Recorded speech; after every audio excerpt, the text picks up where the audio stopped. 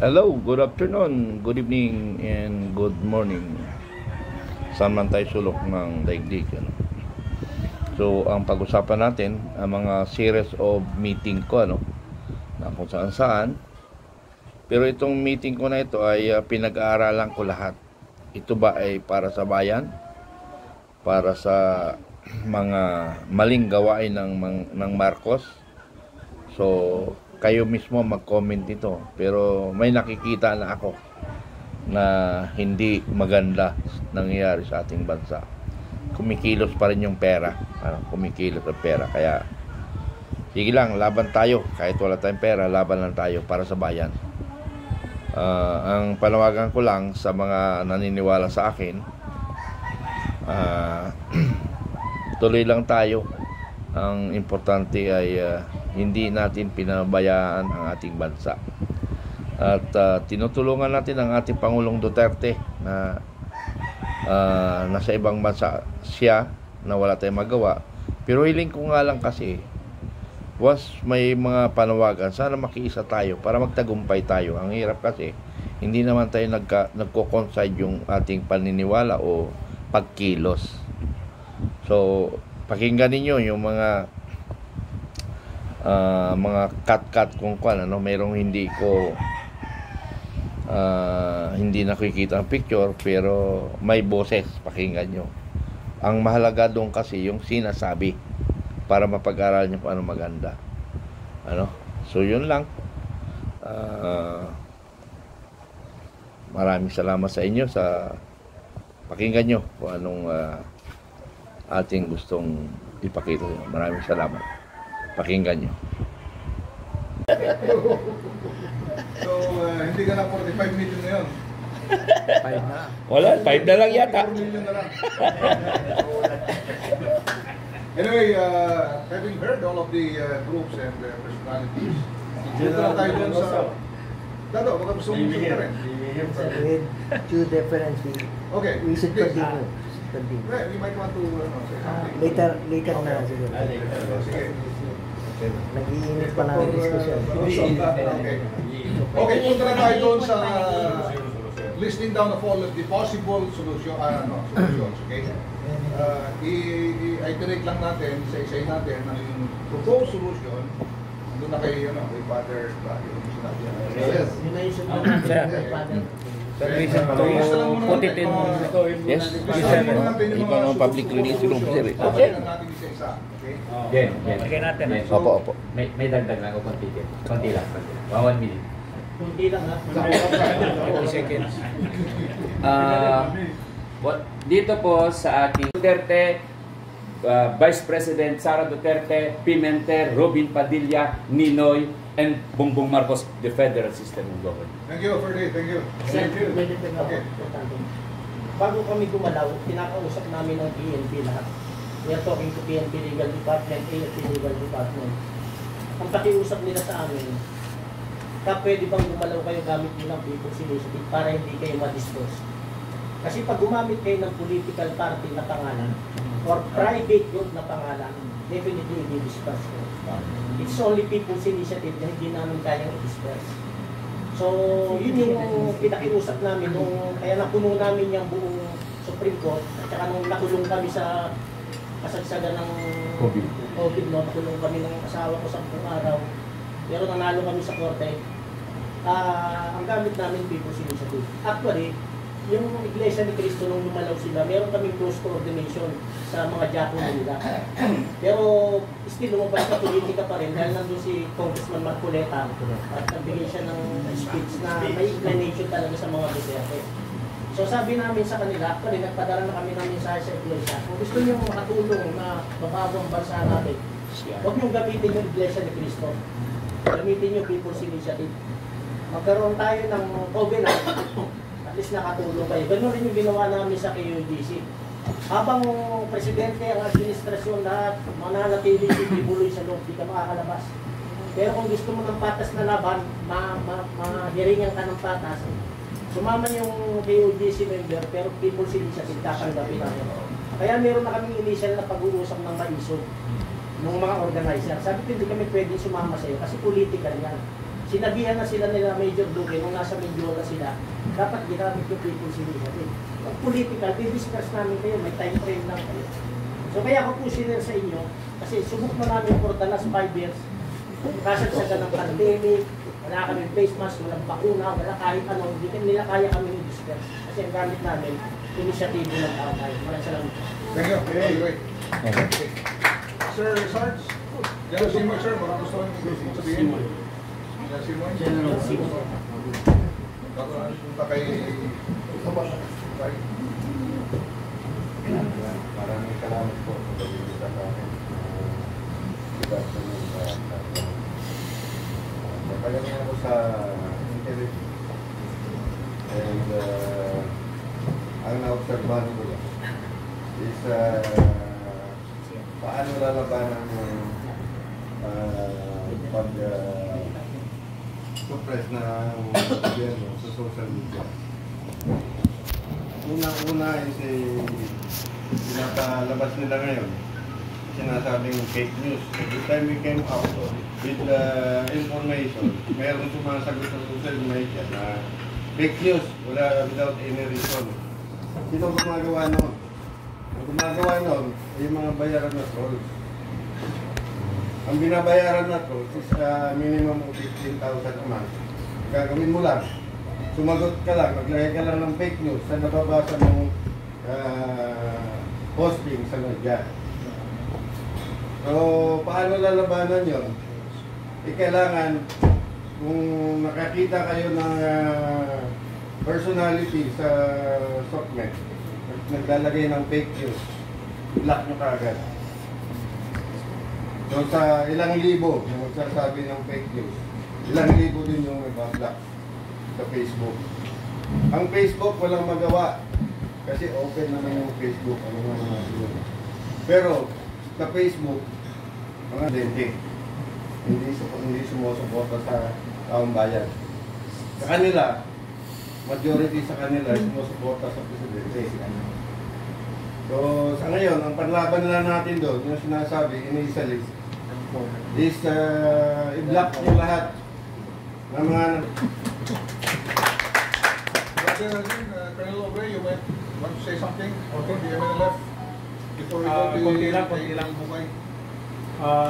Kasi ito si Obre, Emilile. So actually, pagdating ko nga kanina, about sa Comelec ang pinag-uusapan. So since from the beginning, palagi naman yun eh. Palaging nangyayari. Walang katapusan eh. So, anong pinakasolusyon? Dapat yung the best solution ang gawin natin. Di ba? Kasi, paulit-ulit lang naman yan. Yung kay PBBM noong 2016, si Atty. Martinez mismo tumakbo sa Lopos. Kumuha ng 10 million para harangin yung 1 million eh. Itatans. Pero naharang ba lahat? Hindi. So, from time to time, ganun. Even yung mga politician na nandito ngayon, may mga kwan sila. Kung meron tayo dito sa Pilipinas, bakit hindi ma-prevent yan? Hawak ng Comelec. Oo, hawak yan. Yun ang problema eh. Yun ang problema. Kaya siguro, sandali na po. Siguro, alisin natin yung Comelec. Yes. Yes. Thank you. Thank you. Okay, thank you. Salamat. Okay. Colonel Obre, thank you. Sukran. So, Colonel Bukay, Petra. Ay, sir. Please. Maraming salamat. Wala si General. Unang-unang pasalamat ko sa grupo na ito at narinig yung aking panalangin.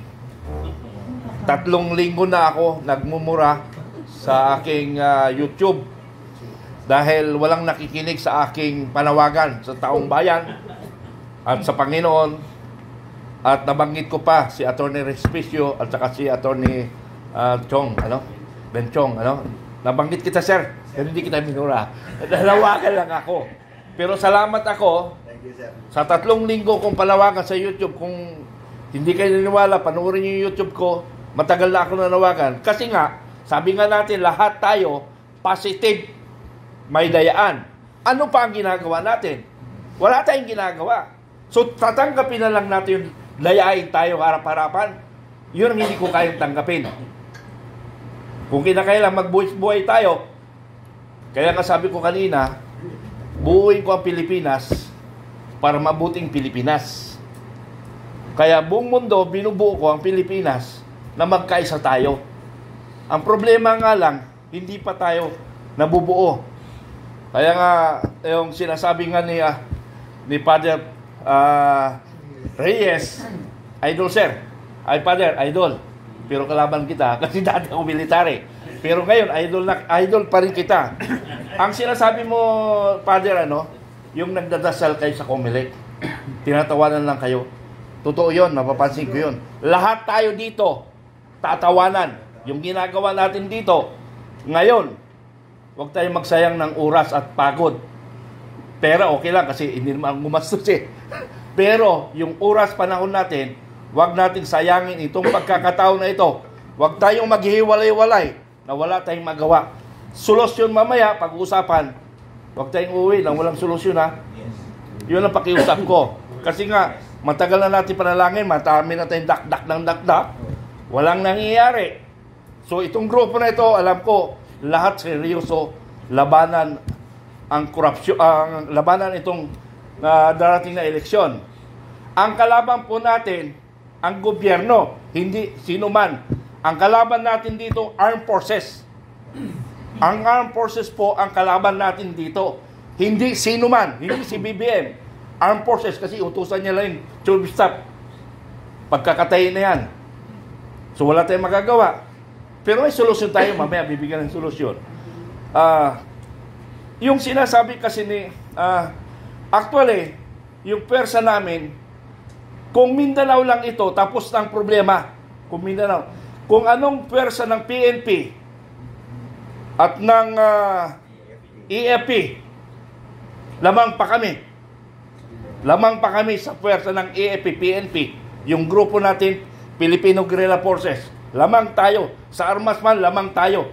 Di ba mayroong 1 million firearms na lost firearms? Ayun sila yun, accounted. At para sa information, nandito yung aking... Ha? Oh.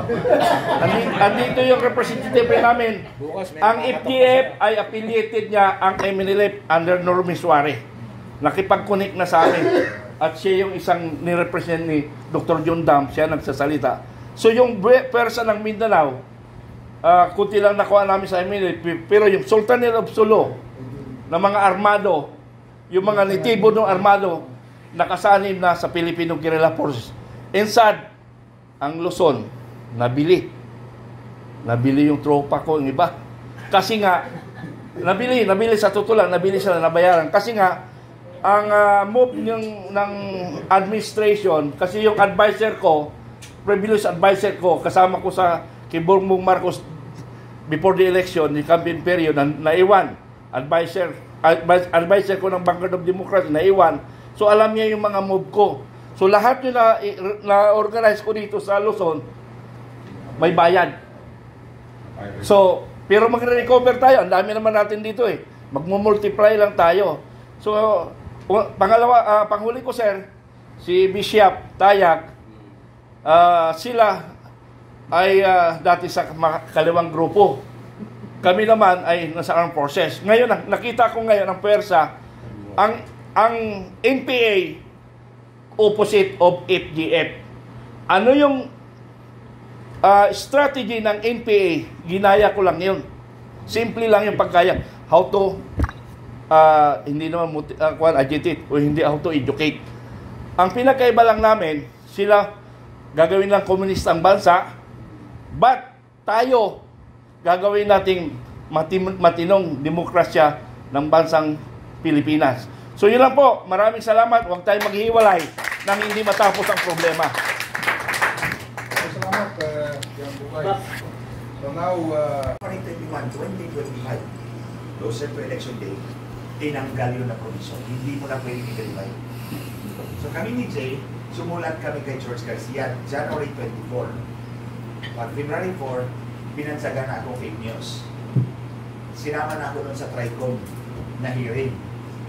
Tapos pinapalabas nila na may subpoena ko, wala naman pala.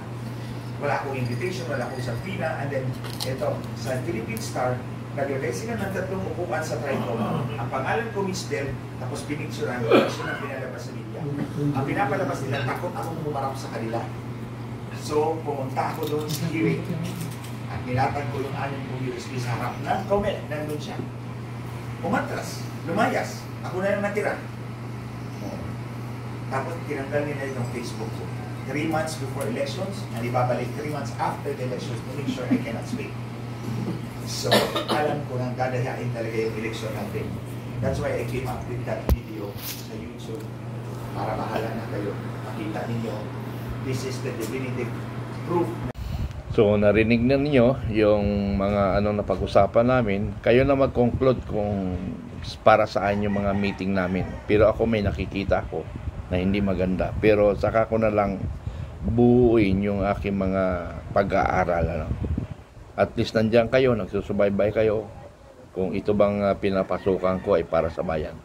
Para sa ating lahat na Pilipino. Maraming salamat.